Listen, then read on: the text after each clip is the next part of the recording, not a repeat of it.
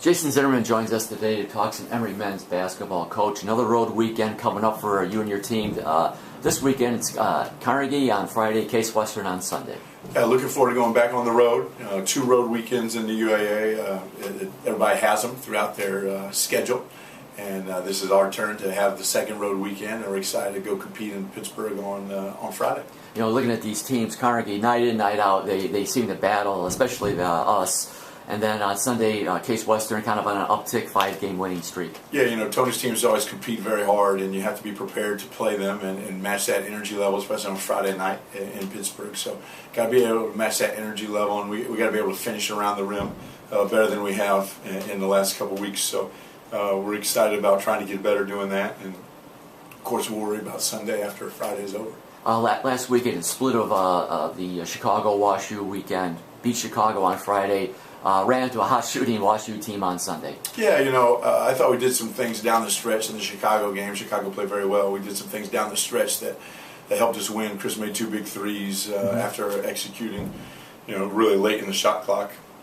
And there were 2 big shots, and then we actually defended really well in the second half of Friday night's game. And then on Sunday we ran into a hot WashU team who've been playing very well, 5 seniors, and you know, they don't get rattled at all, ever. And you know, in the last 10 minutes of the game, we didn't finish like we wanted to finish, and we'll get better from that.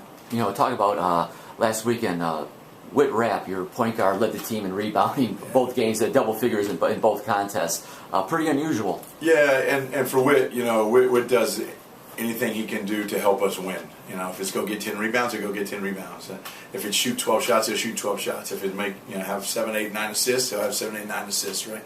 And you know, Whit's been a tremendous leader for us. He started point guard for us for 3 years. He's been a tremendous leader, and the care that he shows on the basketball court, it came out in rebounding this weekend. And this coming weekend, it will come out a different way.